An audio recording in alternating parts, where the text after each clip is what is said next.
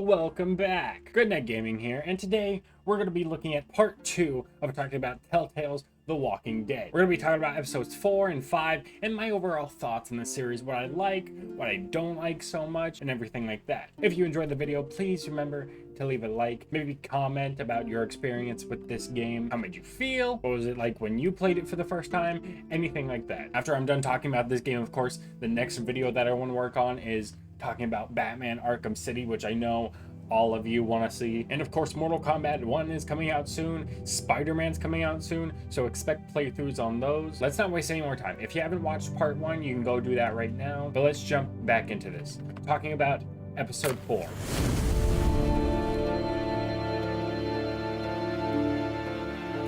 The group has finally reached Savannah, and we see them walking through the town on their way to find a boat. Omid's leg is still pretty fucked, and Krista suggests that they need to rest. Lee is holding Clementine's radio on his hip in case the stranger wants to speak again. Clementine asks to just hold it, but Lee refuses. He then spots a mysterious figure on top of a bell tower, quickly vanishing. Eventually, the stranger begins to talk through the radio and sends a warning to the group to start running. Right after this, the bell starts ringing, alerting every walker in the city to their location. The group starts to run and fight their way along the street to hopefully find shelter. Clementine and Ben start getting surrounded by the horde, but Ben runs away in panic, leaving Clementine alone. Thankfully, she is saved by Chuck and his trusty shovel. She runs over to Lee for safety, but Chuck starts getting overwhelmed and is split up from the rest of the group. Eventually, the group finds a fortified house with a gate to hide in. Omid is sent off to rest. Krista and Lee question Clementine about who she talks to on the radio. She reveals that the stranger she's been speaking to tells her that he knows where her parents are and that they're safe. The group knows this information can't be true and begin to wonder if the stranger on the radio is the same person who rang the bell tower, and is left wondering what their motivations are. So this is pretty much only a few hours after the end of the last episode, so the wound is still pretty fresh. They can't even go a few hours just without a new problem happening, specifically this stranger on the radio. But we're told to go clear out the house, see if there's anything wrong with it. Nothing seems too off, except the house is pretty much picked clean. But then Ben comes rushing downstairs saying Lee needs to help Kenny. When you go up into the attic where Kenny is, he seems to be just looking at something, looking very defeated. Oh my God.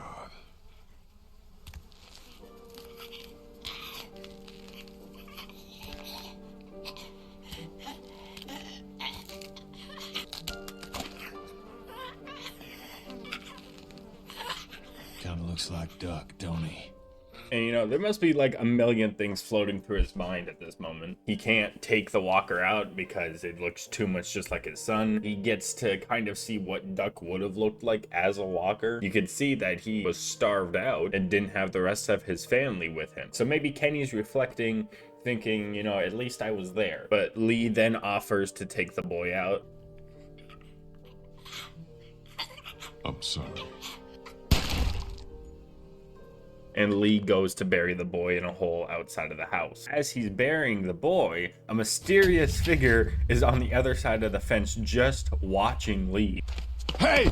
Hey! You stay the hell away from us, you hear? Everyone comes outside to see what the fuss is about, and he informs everyone of what just happened. They're wondering if this is the same dude on the radio or who's been ringing the bell towers. So Kenny decides that he's had enough and that they need to go find the boat now. So Lee and Kenny go to find a boat while everyone stays put. Clementine wants to come to go find her parents, but we tell her she should stay at the house with Ben, because her parents are dead. It's getting harder and harder to just lie to Clementine because we know. But Kenny and Lee proceed down to River Street to go try and find a boat with absolutely no luck whatsoever. Kenny finds one that he may be able to try and fix. This one might still be salvageable. You better be right about this.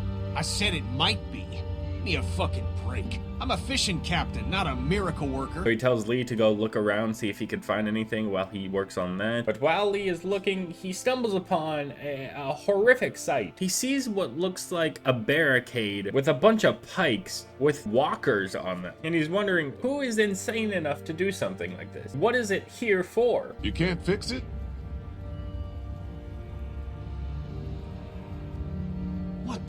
What the hell is that? A fate worse than death. Lee uses a pair of binoculars to try and see if there's any boats on the other side of the river, but as he's looking, he spots what looks like the person who was ringing the bell towers earlier climbing down from a nearby roof. He alerts Kenny and the two make a plan to go and sneak up on this person. So as Lee is just about to get the jump on them, he rises up and realizes that they're gone, only for them to be behind Lee, and the two get into a scuffle. You got knocked the fuck out! And as this mysterious person is about to hit Lee with a final blow, Clementine appears out of nowhere and pleads not to do it, to which she agrees. Kenny doesn't hear this though, so he comes out with a gun and also gets his ass handed to him. And a little bit of conversation with this person reveals that their name is Molly, and they are the one who's been ringing the bell towers. But they're not the person who's been on the radio. She explains that she was hostile towards them because she thought they were from Crawford. Crawford is what's behind that horrifying barricade. She explains she found out they're not from Crawford due to the fact that Clementine's there. Because there are no children in Crawford. Not anymore. No children, no elderly, no one with an advanced medical condition. Basically, no one who might be a burden on the community. Crawford's all about the survival of the fittest.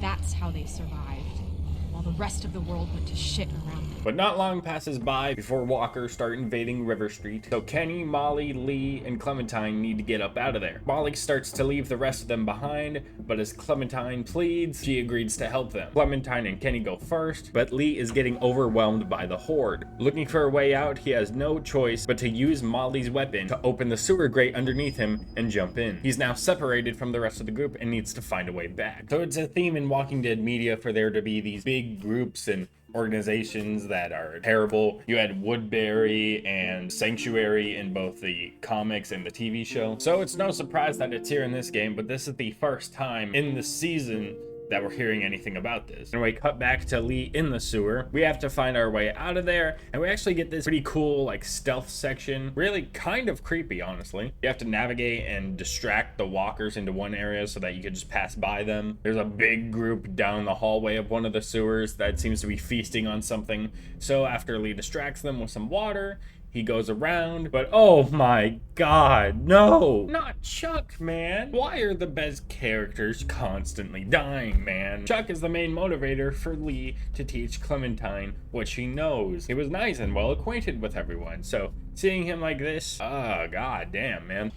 You deserve better, old man. He's about to use Molly's tool to try and parkour out of there, but when he jumps up, the sign on the wall tilts a little bit, revealing that there's a hole behind there. So he goes to investigate, and it looks like there seems to be a room. So when he goes to open the door, he discovers there's actually a couple survivors down there. Lee starts trying to ask for help to get back, but some of them have their suspicions that maybe he's from Crawford. So Lee has to convince them that he's just a regular dude. And honestly, at this point in the playthrough, I was just getting pissed with everyone. So I had Lee show them the business. You threatening me, old man? Because you're not gonna like how that goes. Put the fucking gun down before you really make me mad. He's bluffing. You think so? Try me. Keep back, or I swear I'll shoot. No, I don't think so. I know killers. Seen my share. You ain't got the look. And that means you ain't got the balls. Now drop the goddamn gun! Oh, God. Vernon, what have you done? Now tell me, who the hell are you people? Surprisingly, that works. They explain that they're a small little group that used to be in Crawford. They were in a cancer group, but they're now in remission. Of course, Crawford threw them out because they were old and had cancer, so they saw them as weak. You got the two main members of the group named Vernon and Bree. Vernon tells you that he knows the sewer system pretty well and can help you back to the house. And after he helps you back to the house, you start looking around, seeing where Clementine is. Ben doesn't fucking know where she is. Great job, Ben. Penny is shit-faced, understandably. Where'd you get the bottle? Found it. So it's up to you to go find where the fuck Clementine went, because none of the adults know what they're doing anymore. You go outside and you hear a lot of banging in the shed in front of the house. So when you go open it to see what's up, Clementine pops right out of there. You're relieved to know she's okay, but then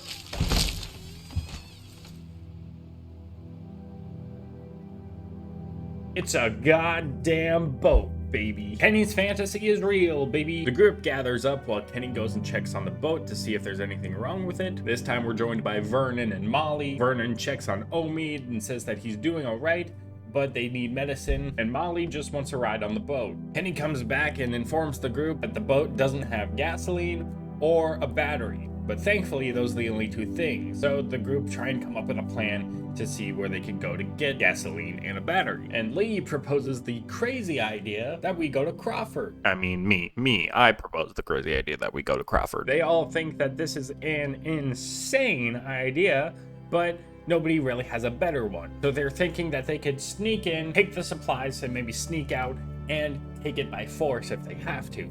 We're armed and we've got the numbers. I say we just go in there and take what we need by force. Okay, that is literally the dumbest idea I have ever heard. So they are all in agreement. Now's the time that they have to go and invade Crawford. Go get gasoline, a battery, and some medicine for Omid. And as you're speaking with Clementine talking about how dangerous it's gonna be, she says that she needs to go get ready. I guess I should go get ready. Say what now? Lee is confused because he never intended on bringing Clementine. But you know what? Clementine is honestly the realest person in this house. And we did teach her how to fire a gun, so I figured it's time that she try to use these skills for once. So I say Clementine can come along and we're all ready to go. Vernon leads them through the sewer system, and it's go time, baby. Lee goes first to see if there's anything happening outside, and he lets everyone know that there's a guard there. So they go to sneak up on it, and Lee goes to take him down. What the fuck? The group is surprised to see that there's walkers in Crawford, being told that this place was heavily fortified and didn't tolerate any bullshit. So the plan has changed severely, so they have to improvise and go running into the school. Thankfully, this is probably our best chance to find what they're looking for. Molly is pointing out on a map, seeing where they could go to find each thing. She tells the group that they keep the medicine in the nurse's station. Very obvious point, but it's the way she says it that brings some familiarity. Right here, nurse's station. They were using it as a medical facility. How do you know that? Just makes sense, doesn't it? So Lee goes on and tries to help people find their item. Lee and Molly are both looking for a car battery. She very angrily attacks this one walker, insinuating that Molly kind of knew him. He's wearing medical scrubs. Some kind of scientist or doctor, maybe?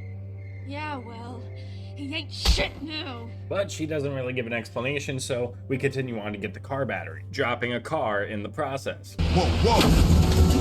So after getting the battery, Molly takes off for a bit, saying she'll be right back. Bree and Kenny run back with gasoline through the front door, and you have to fight off these walkers and end up barricading the door with an axe. And Lee goes on to continue to the medicine cabinet. Krista and Vernon are trying to get in there, but it has a passcode that they can't seem to figure out. But there is a camera there and a tape on the table, so Lee puts it in the camera to see if he can find anything useful. And god damn, man. It shows footage of this lady going to the doctor, looking very much like the one that Molly was relentlessly beating outside. And he states that she's pregnant and gives her the choice that she either has to terminate the pregnancy or leave.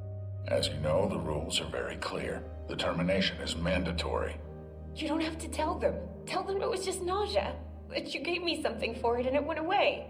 This is my problem, not yours. But unfortunately, it doesn't really give us info on how to open the safe. So Lee goes back to the Walker doctor that's outside, see if he has any tapes on him. He does have another tape and a locker combination. So before you go back into the medical cabinet, you find out which locker this is, and when you open it, there's a third tape. So going back and playing the second tape does show the locker combination, but it also shows a continuation of the last tape, telling the lady that it's time to decide, there's no more delaying it. She really does not want to get rid of the baby, but she also doesn't want to be sent outside to die. It's very fucked up. After the doctor's not showing any leeway, she rightfully stabs him and runs outside and starts popping off.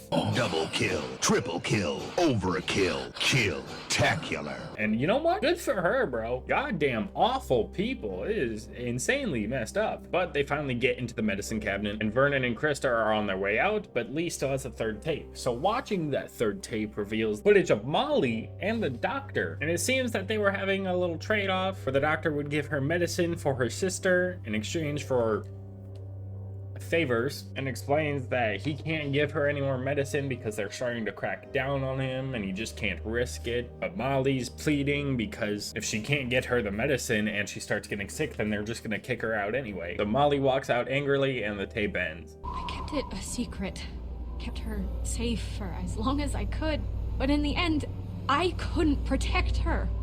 That's when I got out. Crawford They always talked about how their system worked, how anything was better than becoming one of them. But I saw what they'd already become. I just wish I could have seen it before it was too late. Before they came and took my sister away. Jesus Christ. Also, the fact that this doctor is making arrangements is even more fucked up, because he's probably forcing himself onto some of these women. They get pregnant and then they have to leave. So yeah, fuck this guy. We make our way back to the armory. On your way back, Ben comes around the corner fearing that a walker might have gotten in, and he shows you that he has a fucking axe. Ben? Where did you get that? I just found it. It was stuck in the door handle at the end of the hallway back there. Oh no. God damn it! So walkers start breaking in, all hell's starting to break loose, and Molly's starting to get grabbed by a walker. Lee goes to fire, but he can't hit the shot until eventually the walker does get headshotted. Thanks. It wasn't me! Holy kid, nice shot. Thanks. And let's go, Clementine. Yes! I am proud of Clementine, man. Oh my god. Oh my god. So everyone regroups in a classroom and they're trying to bust into the armory. Bree's trying to hold the door shut. Kenny's trying to break into the armory. And Ben starts freaking the fuck out, saying how it was all his fault, he did this. And Lee knows what's coming. Lee's trying to advise him and calm him down, but Krista wants to know what the hell he's talking about. So Ben confesses to Kenny that he's the reason Katja and Duck got bit, because he was giving the raiders supplies. Kenny finally kicks down the door, but he realizes what Ben has said. So obviously, he gets very fucking angry. You little pissant! You're fucking dead! You hear me? Dead! My wife and child! You got them both fucking killed! Kenny, listen to me. You can whip his skinny little ass later, but right now we gotta go! Nice group you got here. Kenny then says that Ben's not getting on the boat because there's just not enough people and somebody has to get left behind. The group then puts it to a vote. Krista says that they should kick Ben out because she wants to get back to Omid and he put that at risk. Then Clementine steps up and asks if she gets a vote, and of course she does, because she is honestly probably more rational than some of these fucking adults. Ben's nice. He's my friend. We don't leave friends behind. That's my vote. On second thought, I think I'm gonna abstain. And you know what? As much as Ben has pissed me off, I have to remember that Ben is just a dumbass kid. I voted that we just keep him in the group. And then Bree asks if any of the rest of them get a vote. Oh damn! Oh damn! Bree gets absolutely annihilated.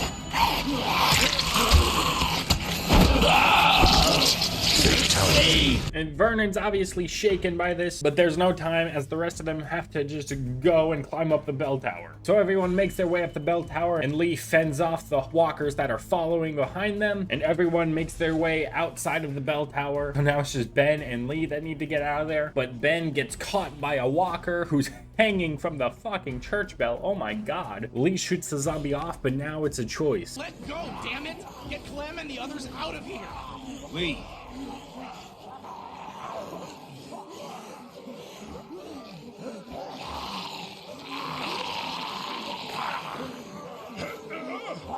Lee, we both know.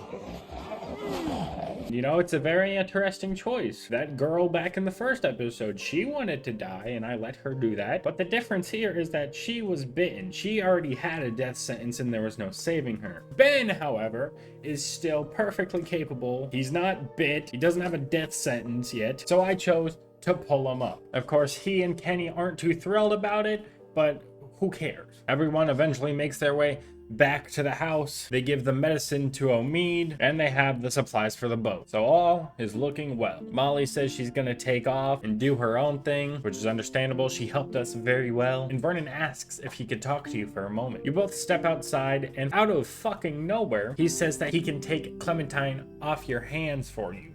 I'll take her off your hands. Take her back with me to my people. We're well supplied, well hidden, and a lot of us have had kids of our own. And now Crawford's fallen, we got nothing left to fear from them. She'll be safe with us, Safer than she will be if she stays with you. And what is this disrespect coming from? I'm sorry your fucking friend got eaten, but how dare you? How dare you say some stupid shit like that? So then Lee shows him what the fuck is up. That little girl's in my care. We've been through more together than you can imagine. Anyone who tries to get between me and her, anyone, is gonna wind up dead. You hear me? Take your hands off me. So that interaction pretty much ends right there. So we're on our way to go talk to Clementine and see how she's doing. She asks where we're gonna go with the boat, and that before we leave tomorrow, are we able to go find her parents? And at this point, you can choose whether to lie to her or kind of tell her the truth. My heart couldn't take it, bro. I kind of chose a middle ground saying that we could try, but she saw right through that shit. Sure. We'll look before we leave. Really? You'll take me to Crawford so we can look? I knew you didn't really mean it. So understandably, she starts crying, and Lee tries to reach out, but she just lays down, and Lee sits across from her as they both go on to take a nap. Later on, he wakes up and notices Clementine's not where she was when he took a nap. So he goes to look for her. He goes outside yelling her name, but then he notices that Clementine's hat is just on the ground near the gate. He picks it up, wondering what the hell happened to Clementine. He then goes outside the gate to see if he notices anything else weird, to which he sees her radio on the ground. And suddenly the game ends there. It baffled me too, but a great experience so far. No, it doesn't end there. Lee walks forward to investigate the radio, and as he goes to pick it up,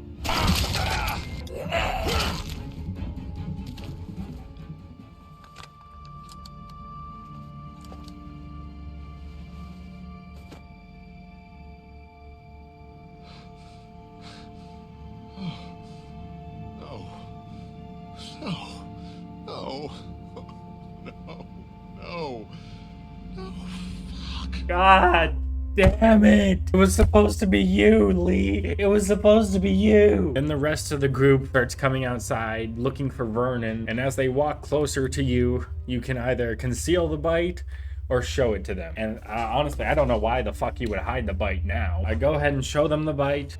No way. No fucking way. There's no time to worry about me. Clementine's gone. And the rest of the group explains that they can't find Vernon anywhere. So they start thinking that Vernon took Clementine because of the conversation they had earlier. So Lee asks everyone for help to go find her. And depending on how you played the game, it's different for who comes with you. Omid and Krista decided to come with me. Penny was very hesitant at first because I disagreed with him a few times. Lee, man, you know I care about Clementine. And I am a Christian man. Shit! Fuck! Wasn't for touching kids, was it? But then I reminded him that I took care of his family so that he didn't have to. I defended Duck back at the drugstore. I helped his boy even after it was his fault that he ran over Sean with the tractor. So yes, Kenny, you kind of owe my ass. So he decides to come with, but only on the condition that Ben doesn't come, so I tell Ben to stay put. We go to look for the morgue in the sewer that they were hiding out in originally, only to find that they're not there anymore. Wondering where they could have gone, Clementine's voice comes on the radio calling out to Lee. When he responds back, the strange voice we've been hearing throughout the episode replies, "This isn't Vernon, and you should really watch your tone.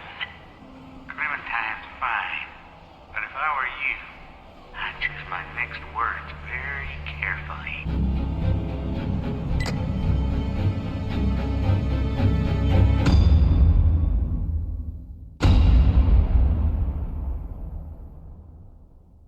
Ah, damn, that was kind of a long episode, I'm not gonna lie. I mean, the way we're introduced to this high and mighty dictator-like society and learning about what happened there with Molly and just the tapes to show just how horrible they are. I found it pretty interesting that all of the downfall of Crawford was caused by one person, showing that it really doesn't take much in this world to take down a whole fleet of people or a whole society. And unfortunately, if the zombie apocalypse was a real thing, there would totally be groups exactly like Crawford. But I like the fact that since they were so strict on their rules, the fact that they were defiant towards anyone seemingly living their lives or accidentally getting sick or just being a fucking kid, it eventually led to their downfall because one of their own wasn't having that shit. Then later on in the episode with Clementine and Lee, when she finally gets the idea that you don't really think that her parents are alive and then she goes missing, you start to wonder if you're the reason she left. Should Lee have been more honest with her? And we know the dude on the radio is already saying the opposite and is more willing to find her parents, and then it eventually led to him getting bit. Very good episode overall, but now it's time to see how Lee finishes this. Going on to episode 5.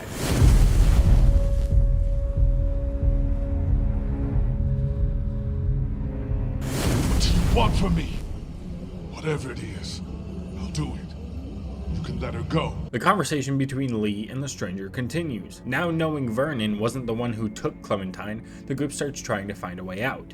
As Lee starts to crank open the back door, he begins to lose consciousness and passes out. After a few minutes, he wakes up to the sight of Kenny holding a saw to Lee's infected arm. He alerts them that he's awake and is given the choice to whether or not he wants to take it off. I personally chose not to cut the arm off. You'll see why in a few minutes. After this choice is made, me and the group all realize that they have to come to terms with the fact that Lee will die. Not wanting to waste any more time, the group exits through the back elevator shaft, climbing up to the top of the hospital. After making it to the roof, they see that there is no easy way out. The city is infested with an extraordinary amount of walkers, the situation is dire, and Lee is a ticking clock running out of time.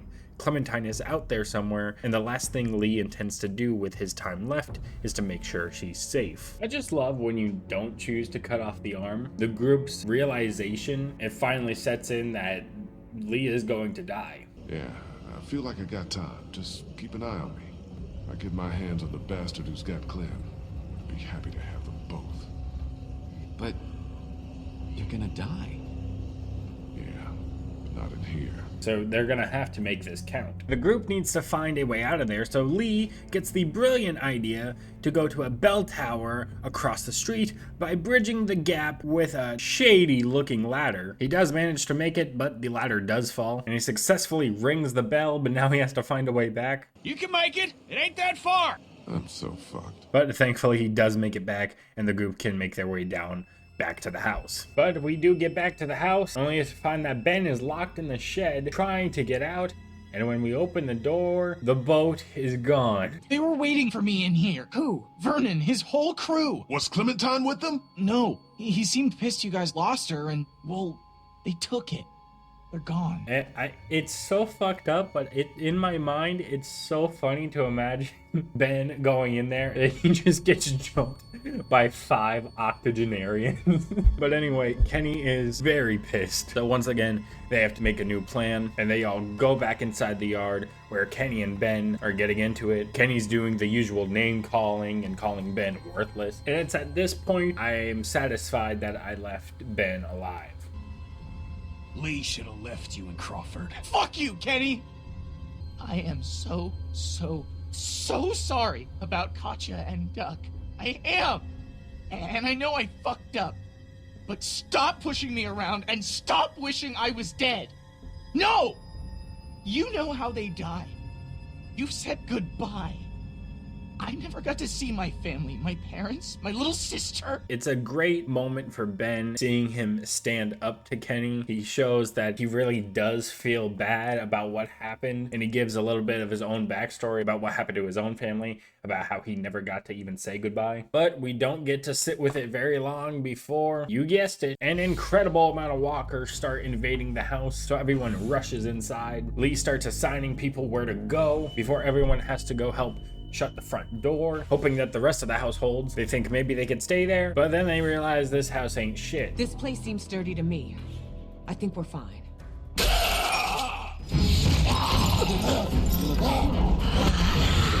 sturdy my ass! So they all escape to the upstairs. Lee actually gets to kill a Walker Bree right here. And they all make a final stand with very limited ammunition and try to take out as much of them as they can. Spoiler alert, it's not very many. So they have to retreat to the attic, searching for a way out with no luck. But Lee once again passes out, but is awoken by the voice of Clementine over the radio. I'm okay.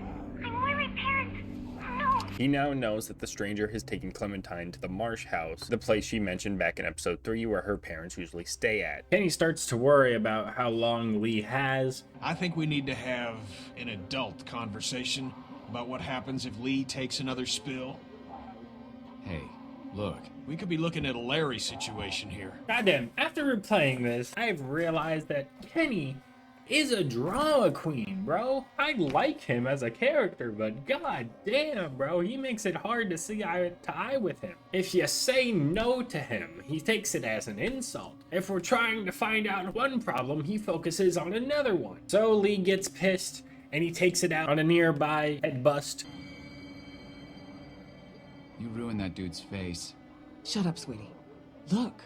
And the group all realizes that this wall is pretty weak, so they can start beating their way out of there. After beating the wall enough times, the group eventually make a hole that leads to another room. And in that room, we actually see a couple laying on a bed, and it seems that they have taken their own lives. The group looks at this couple and ponders if they did the right thing. Smart. Think of all the people we've seen go. They got to do it their own way. Together. Don't you say that. You stick it out as long as you can. You do whatever you have to. I could have done more. You did everything you could. No, Lee. I could have been a better husband, better father, could have been a better friend. So let's figure out a way out of here. Get that little girl. And it's a very interesting dialogue. I'm sure we've all thought about what we would do in a zombie apocalypse, whether we would stick it out or, you know. Personally, I'm in the mindset of if you have people around you who you care for and they care for you, then you have something worth living for. Of course, if you're a bit like the girl in the first episode and you do have a death sentence, you don't have anyone around you like she did, then it might be best to go out on your own terms. It's very morally a fucked up topic of conversation when thinking about a what-if scenario in the apocalypse. But an interesting one, and I'm glad they do have it in here. Little side note, if you try to talk to Kenny 5 times, you get this beautiful masterpiece. Randy Tudor. Good man. Damn fine man. Powerful stash. One of the greats. Randy Tudor being the lead programmer of this game, of course. So the group decides to go through the window to jump across to the other building. So Lee jumps, Omid jumps, Krista jumps, Kenny jumps, and Ben goes to jump. Ben!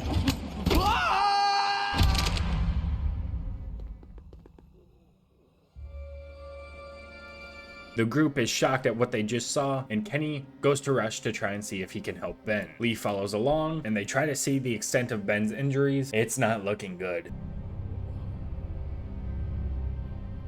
Fucking hell. What is it? I'm okay. I'm okay. It kind of hurts a bit to hear Ben cry out in pain. He doesn't even know what happened to him. He's pleading for his life. But of course, all this screaming attracts nearby walkers, and they start invading the alley on both sides. And Kenny, in this moment, tells Lee to get out of here. Get the fuck out of here. What? Go back. She needs you, Lee. Kenny! This is not a discussion! And you can go, or you could try to convince Kenny that you're not leaving. What the fuck, Kenny?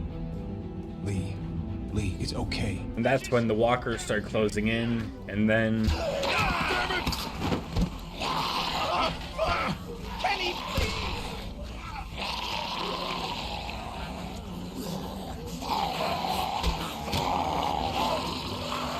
Oh, that's another 2 gone. And I like to think Kenny, in this moment, was reflecting on his actions throughout the entire game. And this is his way of trying to redeem himself for what he's done. And it is very emotional. Now, of course, I am saying this only talking within the context of this game. If you know, you know. Lee then goes back up to meet with Omid and Krista. He explains what happened, and then they move on. As they continue on, Krista brings up the fact that since it's only the two of them left, they're gonna have to stay safe in order to protect Clementine. So there they all are, so close to their destination, yet the only way to cross the street to get there is through this janky looking sign. Well, at least it doesn't look like a death trap.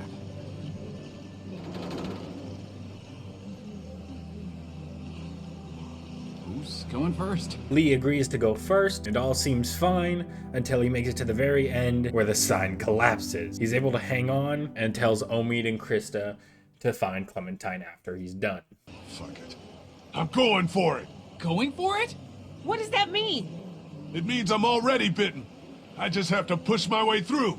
What the fuck? He proceeds to make his way down and takes a look at the horde of walkers that stands between him and Clementine. And it is this moment specifically why through every single playthrough of this game, I keep the arm.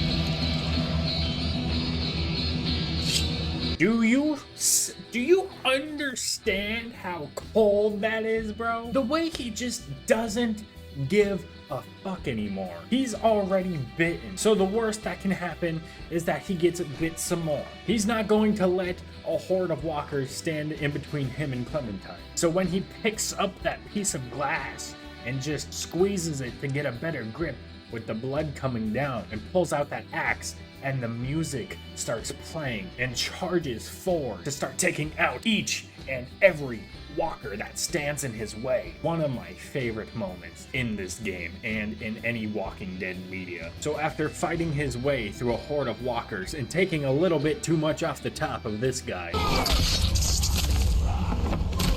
he's finally made his way to the Marsh House. And you might notice something a little familiar right outside of it. After he makes his way in, he walks down a hallway and enters the room where Clementine's being held. He notices that there's rope on the door, but then is confronted by the stranger.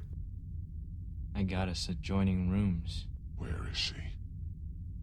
I already told you she's fine. Held at gunpoint, he is told to stay quiet and relinquish his weapons, as he just wants to have a conversation. And the two sit down right across from each other, and right here we just get an amazing dialogue between the two characters. Now you're thinking, who would have it out for me, huh?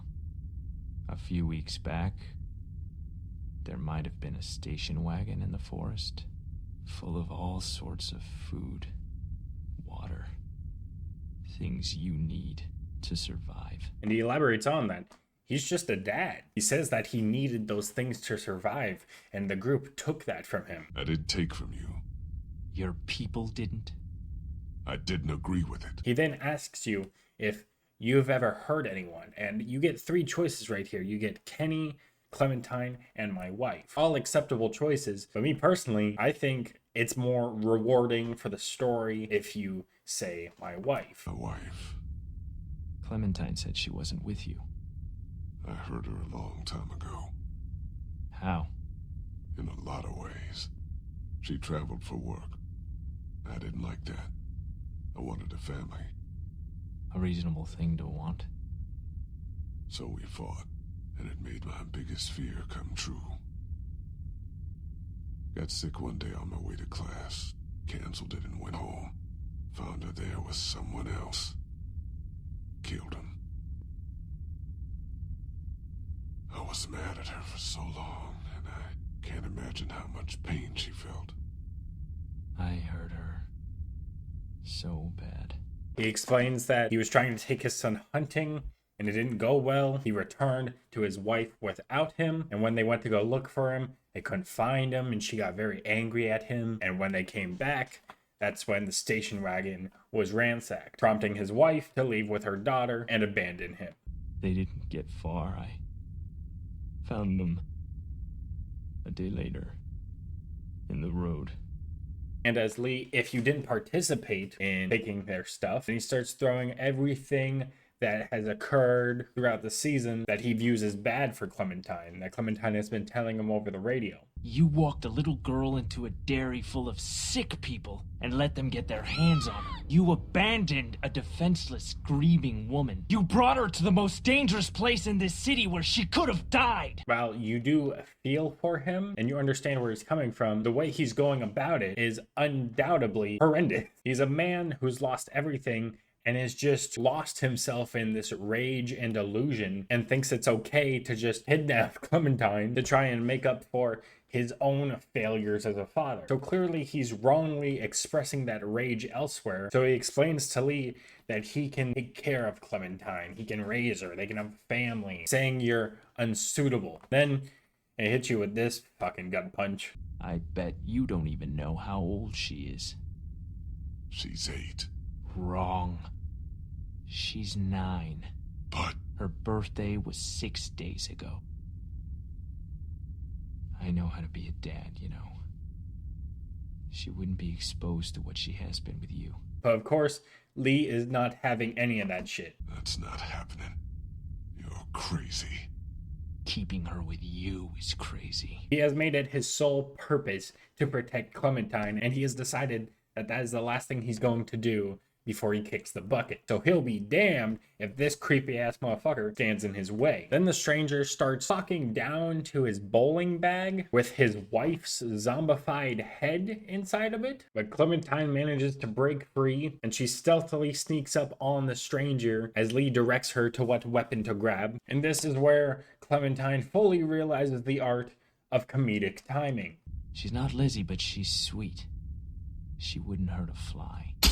Lee then takes advantage, knocking the stranger over his seat. The stranger then gets on top of Lee, trying to shoot him with his gun, but Lee knocks him back into the bed while the gun falls to the floor. As the stranger tries to run to retrieve the gun, Lee knocks him into the closet door. Lee pins him against the wall with his hand gripped around his throat. And it's right here where Lee starts choking the life out of the stranger's eyes. It's clear that Lee's weak here, but he musters up all the strength he can to ensure Clementine's safety. And like that, the stranger is dead.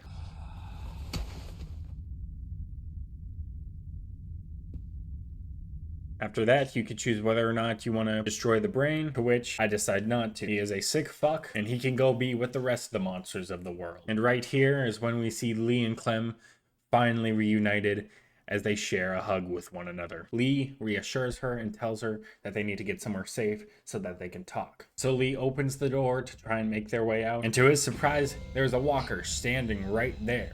But this walker seemingly ignores Lee, staring right at Clementine, and tries to make his way towards her.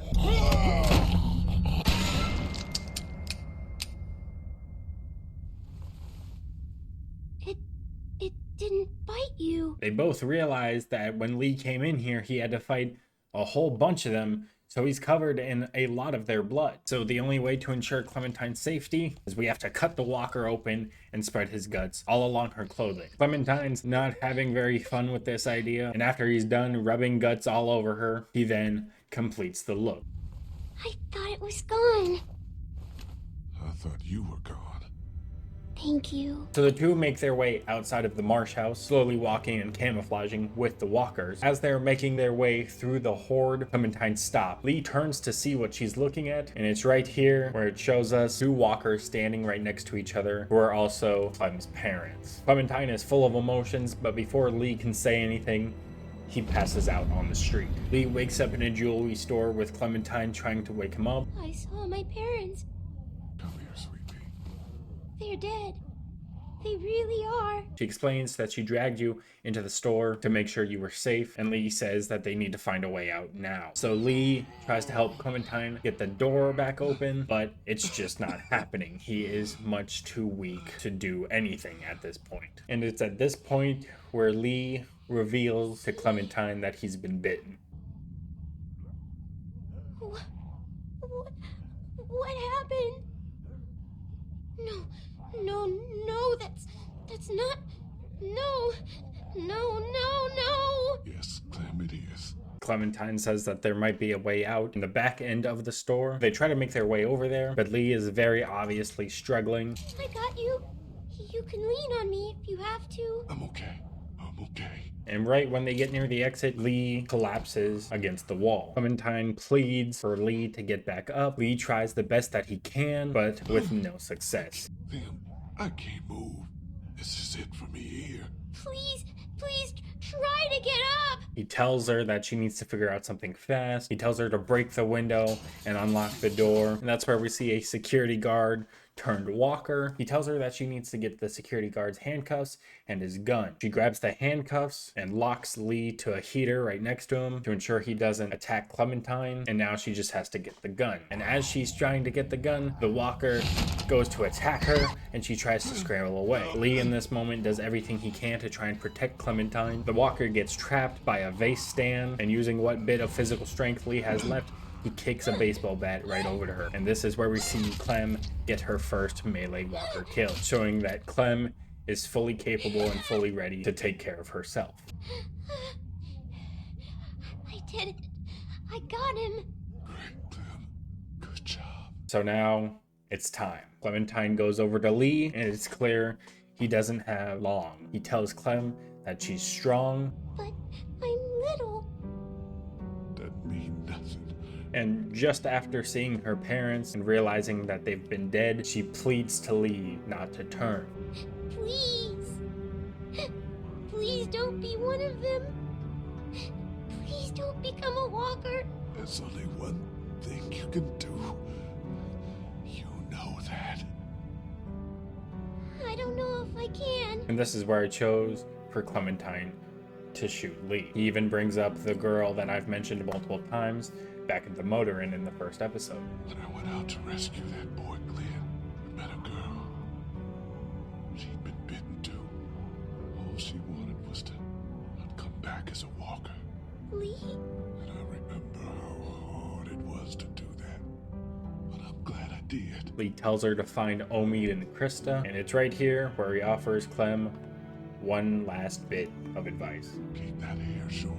I will. I'll cut it myself. Great.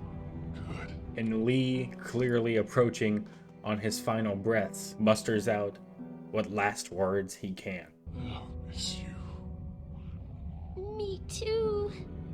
Clementine stands up, knowing what she has to do now. She points the gun at Lee, sharing one final look with her protector and friend.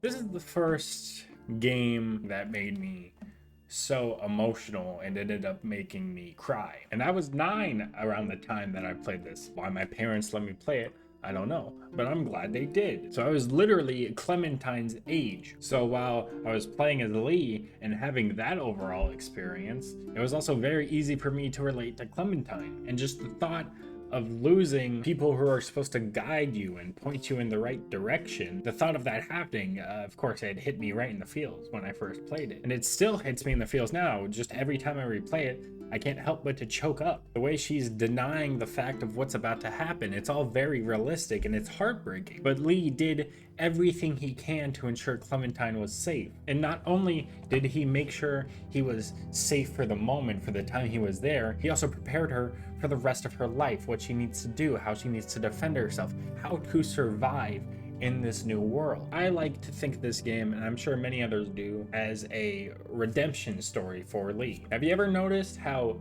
Lee starts the game and ends the game in handcuffs? In the beginning of the game, it was after taking a life, and at the end of the game, it was after saving one. And throughout the game, he shows more and more remorse over what he did. In episode 1, while everyone's in the pharmacy, he feels mad at himself because his actions caused him to be separated from his family. And the next time he saw them was when it was too late. And in episode 5, he admits he got mad at his wife for thinking about traveling and work, and more so thinking about what he wanted, which was a family. The matter that he got, the more that they fought, which led to her cheating. Now, of course, I'm not saying she's right, but of course he reflects on the fact that it didn't have to go that far, and everything that led up to it didn't have to be that bad. And the fact that he let himself get so full of rage, which caused him to accidentally kill the person that she was sleeping with essentially cost him the rest of his normal life. And it's the same path that we see the stranger going down, to where he's so filled with rage and has completely lost control of it. He lets it control him. The stranger is what Lee would be if Lee just let that anger control him and he went further and he went unchecked. The thing that separates a good person from a bad person is self-reflection, and the fact that Lee is able to self-reflect and show remorse and feel sorry for the things that he did separates him from the stranger, where he lets that rage build up inside of him and takes it out on other people, to the point where it becomes a self-evaluation and he starts bringing up your choices from the whole season and confronting you about them. And the stranger doesn't have much screen time in this game, but he is the perfect antagonist and the perfect antithesis of Lee. Now, going back to the choices, it's a huge thing around these Telltale games where your choices and them actually mattering. Everyone deems it the illusion of choice. As an example, saving Doug or Carly in episode 1, whoever you choose, will just end up dying later on in episode 3 anyway. Or choosing to save Duck or Sean will always die. Cutting off Lee's arm or keeping it results in him dying anyways. I mean, when this game came out, I'm pretty sure all of us looked up the same goddamn things. How to save Carly, how to save Lee, how to save Doug, how to save Sean. We all looked it up and were kind of disappointed. And I do think that this was one of the main factors that eventually led to Telltale going out of business. While this worked for the time and nobody really cared that much about it, the more and more we got expansive games that had more possibilities to explore, like Detroit Become Human and stuff like that, the more Telltale stayed relatively the same. But I will say, at the time, everyone was excited about this mechanic, even if it meant that most things stay relatively the same. I feel like more of the harder choices come with the relationship you develop with these people, and that's where I will praise the choices, is that they are actually hard choices to make. Because like I mentioned earlier, everything's not entirely one-sided unless you have a vendetta out for someone. Everything that goes on between Kenny and Lily, they don't make it so clear about what side is right and wrong, so you're gonna have to really think for yourself. And I found myself disagreeing with Kenny a surprising number of times. Lily actually started making a lot of sense for a little bit there until she completely let rage take over and she shot Carly. I appreciate the fact that they didn't make it so black and white. Can I just say, what an awesome cast of characters in this game. I don't think there's a single character in this game that you feel like doesn't need to be here. Everyone has their own purpose. Antagonists of the game are really well executed and show you the realistic side of the apocalypse. And all the voice actors put in that work. They all give a great performance. Specifically, Dave Fennoy and Melissa Hutchinson, who voice Lee and Clementine respectively. Watching interviews or behind the scenes with them, you could tell that they really got into character and cared about them so much. Dave Fennoy, in the last scene, if Clementine shoots Lee, you can hear Lee take a final breath. That final breath is actually Dave Fennoy crying in the studio. And they did such an incredible job, and they made me fucking bawl my eyes out. And the sense of morality just keeps changing as each episode goes on. You go deeper and deeper down the rabbit hole of what's right and wrong, and is there even a right and wrong anymore? I also love the comic book art style for this game. There's also a remastered version of this game that looks damn good as well. And I feel that this is one of the best storytelling games to come out, possibly ever. It just makes you feel so much weight and emotion each episode. There's so many twists and turns that keep the plot elevating. I remember back in 2012, I saw my family play the demo for the first episode, and I don't know what as a 9-year-old made me connect with it and want to play it so much. Maybe it was the point and click aspect that I was kind of familiar with Wallace and Gromit. So I thought that it was just going to be a fun point and click adventure game, but I didn't realize I was in store for so much more. And I'm glad I played it, because this is a story that has stuck with me and still affects me to this day. All in all, I think this game holds up 11 years later. And if you haven't played it, of course, I highly recommend it. It really is one of those stories that just stick with you and hit you right here. But I am glad Telltale eventually did come back. They're working on the Wolf Among Us 2 right now, and they just came out with a new game called The Expanse. Wishing all the best for them. Hopefully you guys enjoyed the video. I've been Good Night Gaming. Peace.